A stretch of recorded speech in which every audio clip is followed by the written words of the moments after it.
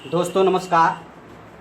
आज हम लोग पांच ऐसे कुछ क्वेश्चन पढ़ेंगे मैथ का जो बहुत ही इम्पार्टेंट है।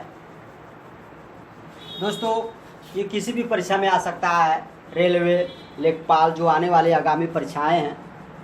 तो ये जो पांच क्वेश्चन दोस्तों हैं बहुत ही महत्वपूर्ण हैं। उसमें से पहला आपका है, यदि cos थीटा बराबर 1/2 तो tan θ/2 का मान क्या होगा। तो दोस्तों इसका हमको मान ज्ञात करना है, तो हम इसको लिख सकते हैं दोस्तों, tan θ/2 बराबर कड़ी में 1 माइनस cos थीटा और 1 प्लस cos थीटा। दोस्तों ये हो जाएगा कड़ी में 1 माइनस cos थीटा बराबर आपको दिया गया है 1/कड़ी में 2, 1/2 दिया है। तो हम cos थीटा की जगह लिख देंगे 1/2, फिर बटा 1 प्लस फिर cos की जगह हम लिख देंगे 1/2। तो दोस्तों अब हम इसका एलसीएम लेंगे, ये हो जाएगा आपका 1/2 और इसका एलसीएम लेंगे दोस्तों तो ये हो जाएगा 3/2। तो 2 से हम 2 काट देंगे दोस्तों, आपका बचेगा कड़ी में 1/3। दोस्तों यही आपका आंसर होगा। दोस्तों आप लोगों से मेरा एक रिक्वेस्ट है, यदि वीडियो आप लोगों को अच्छी लगती है तो सब्सक्राइब लाइक ज़रूर कर दीजिएगा। दोस्तों इसी क्रम में हम लोग क्वेश्चन नंबर दूसरा लगाते हैं। क्वेश्चन नंबर दूसरा आपका, तो आप लोगों का दोस्तों दूसरा क्वेश्चन आपका है, एक ऊर्ध्वाधर खंभे की परछाई खंभे की ऊंचाई के बराबर है तो सूर्य का उन्नयन कोण क्या होगा। ये बहुत ही महत्वपूर्ण क्वेश्चन है दोस्तों। ये जो इसकी परछाई है और खंभे की ऊंचाई ये दोनों बराबर है, उस समय सूर्य का उन्नयन कोण क्या होगा। तो दोस्तों ये हो जाएगा आपका tan उन्नयन कोण बराबर हो जाएगा आपका दोस्तों खंभे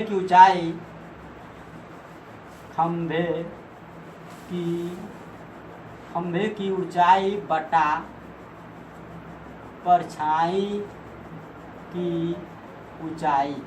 दोस्तों ये दोनों बराबर है तो आपका हो जाएगा खंभे की ऊंचाई माना x है, तो मान लीजिए x है तो उसके बराबर ये भी है, क्योंकि ऊंचाई खंभे की ऊंचाई और परछाई दोनों बराबर है तो इसके बट्टे x हो जाएगा। दोस्तों आपका हो जाएगा 1, चूँकि 1 का मान होता है 45 अंश, tan 45 अंश।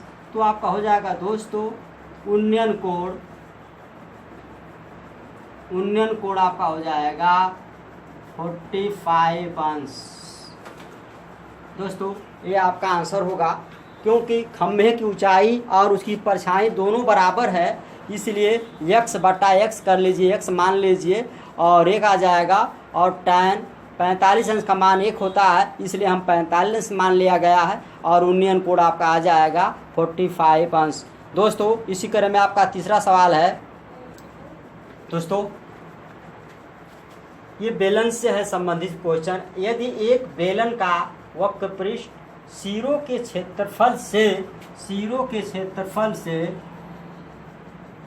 क्षेत्रफल से 2 गुना है तो उसकी ऊंचाई तथा त्रिज्या में अनुपात होगा। दोस्तों इस तरह का जो क्वेश्चन होता है अनुपात वाला, ये बहुत ही महत्वपूर्ण होता है। तो दोस्तों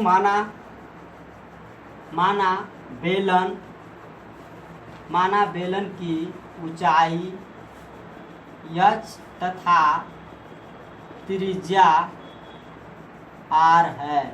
दोस्तों ऊंचाई h मान लीजिए और त्रिज्या r मान लीजिए, तो हो जाएगा आपका बेलन का वक्र पृष्ठ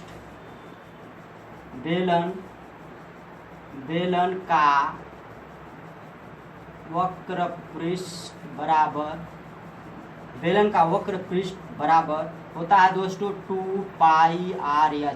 बेलन का वक्र पृष्ठ दोस्तों होता है 2πr/h। तो दोस्तों ये कह रहा है 2 गुने यानी इसके सिरों के क्षेत्रफल के 2 गुने के बराबर है, तो 2 गुणे और 2 इसका जो सिरा है वृत्ताकार है, तो वृत्त का क्षेत्रफल होता है पाई आर स्क्वायर, तो 2 हैं तो हो जाएगा 2 pi r square, 2 pi r square. दोस्तों 2 पाई आर स्क्वायर, दोस्तों बेलन का वक्र पृष्ठ होता है 2 पाई आर एच बराबर, तो 2 गुणे 2 पाई आर स्क्वायर। दोस्तों 2 से हम 2 काट देंगे, पाई से हम पाई काट देंगे, आर से हम एक आर काटेंगे, एक आर दोस्तों बचेगा आपका। तो यहाँ पर आपका क्या बचा, यहाँ पर दोस्तों आपका बचा है यच, यहाँ पर यच बचा है आपका, यहाँ पर 2 आर बचा है दोस्तों, यहाँ पर 2 आर बचा है। तो दोस्तों ये हो जाएगा आपका यच बटा आर बराबर 2/1, 2/1 या यच अनुपाते आर बराबर 2:1। यही आपका दोस्तों आंसर होगा। दोस्तों यदि आप लोग सब्सक्राइब न किए हो तो सब्सक्राइब कर दें।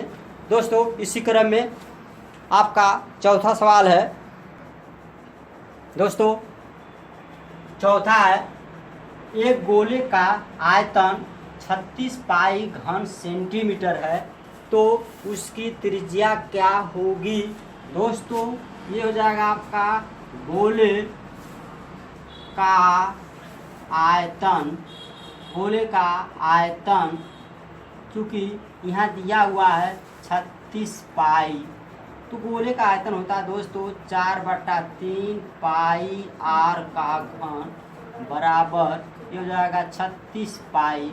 दोस्तों हम पाई से पाई को कैंसिल कर देंगे और इस 3 को इसमें हम गुणा कर लेंगे। दोस्तों ये हो जाएगा आर का घन बराबर 36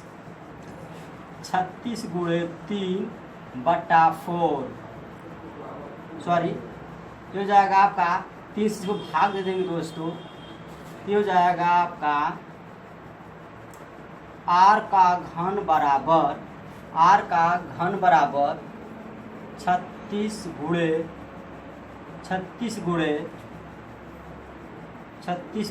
3 बराबर 4।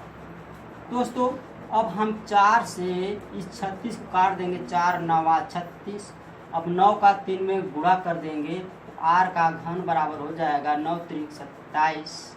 चूँकि 27 का घनमूल निकाल लेंगे तो आर बराबर हो जाएगा 3 सेंटीमीटर।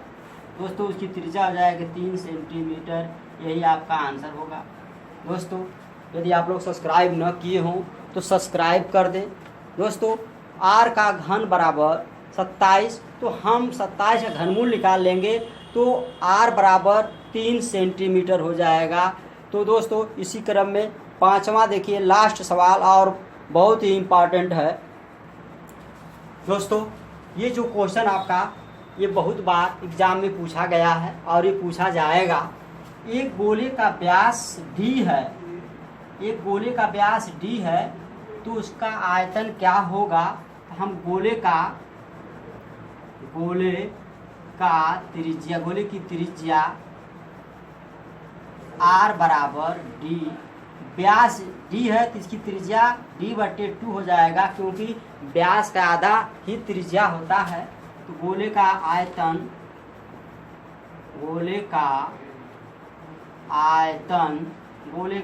होता है 4/3 पाई आर का घन।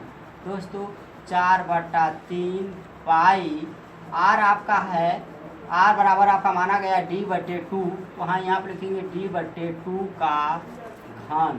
दोस्तों ये हो जाएगा 4/3 गुणे पाई, ये d का घन हो जाएगा, यहाँ पर 8 हो जाएगा। दोस्तों 2 गुणे 2 गुणे 2 दूना 4, 4 दूना के 8, तो 4 एकम 4 और 4 दूना के 8। दोस्तों ऊपर 1 है और d, तो जो बचा उसका हम गुणा कर लेंगे, तो 1 बचा और 3 दूना के 6, 1/6 और पाई और d का घन। दोस्तों ये बहुत ही इम्पॉर्टेंट क्वेश्चन है। 1/6 पाई d का घन, ये आपका आंसर होगा। दोस्तों इसे आप एक बार और देख लीजिएगा। दोस्तों यदि आप लोग सब्सक्राइब न किए हों तो सब्सक्राइब प्लीज़ कर दीजिए। दोस्तों अब हम फिर अगली वीडियो में मिलते हैं, तब तक के लिए नमस्कार।